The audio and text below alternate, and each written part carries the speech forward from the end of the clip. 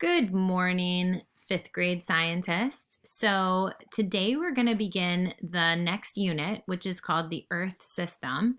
And we're going to try to do it the way we would if we were in school on any regular day. So, as you know, we always introduce the unit. Now, here we are going to be beginning a unit about water. And this is Ferris Island. The city of Ferris Island does not have enough water. They need our help to solve this problem. Now, we can't have a discussion about it, but look at this picture and make some observations. What do you notice about Ferris Island? Think about it. Maybe talk to your parent or someone who is sitting next to you about what you notice, or just think about it in your mind. So for this unit, we are going to take on the role of water resource engineers, helping East Ferris with their water problem. We are going to be an engineer, which you guys know all about, and it's a person who uses science knowledge to design something in order to solve a problem.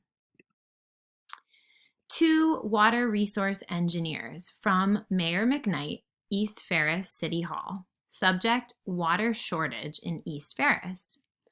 I am worried about the availability of water in East Ferris. The people in this city depend on water for many things, and we are now beginning to have a water shortage. I think this is a big problem, but many of the people in East Ferris do not seem concerned. I know that West Ferris is not having a water shortage, but they get a lot of rain on their side of the island. Though East Ferris has never gotten much rain, we have only just begun to have problems with the availability of water. I need your help to explain to the people of East Ferris why our city is running out of water, but West Ferris is not.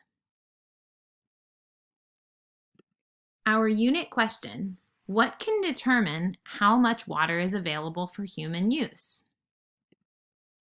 Our Chapter 1 question: why is East Ferris running out of water while West Ferris is not? So, what do you think? Why is East Ferris running out of water? Take a moment to just think about that. So, our first activity will be slightly different than what we normally do. So, I'm going to be asking you some questions. The questions will be similar to what you would normally write on your pre-unit assessment, except I will include a Google form. So instead of writing down your answers, you'll be typing in your answers. You're basically going to be telling me what you think about why East Ferris is having no water and West Ferris is still having a lot of water. So remember what the picture that you're looking at looks like, and think about if that has anything to do with it. So after you do that, we will then use your Amplify remote learning login, which I will include the directions on your announcements page. And then you guys will go to the library and find this book, The Water Encyclopedia. And you're just going to be looking through it and answering. Basically, you're going to be looking through it, get to know the table of contents, and then you're going to read pages 30 and 31 and think about some of the different noticings you have about the graphs here. You will be making some observations about water on Earth, how much fresh water there is compared to like groundwater and surface water. You'll pay close attention to this diagram of what groundwater really looks like. And you'll also be looking at the amount of fresh water that we have on Earth as well.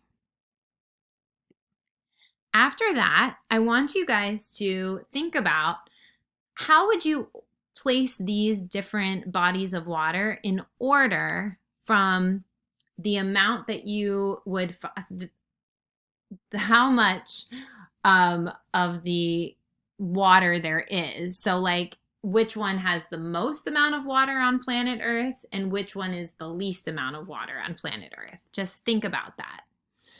And then I'll be asking you a final question, and that will be another Google assignment in the form of a question that you will see linked on as well. And by the end of this activity, the key concept that you should be taking away is right here.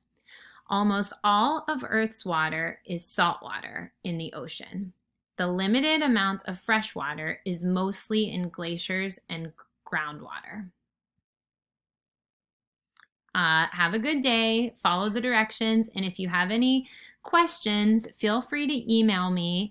I will put my email address on the announcements page as well. All right, talk to you soon.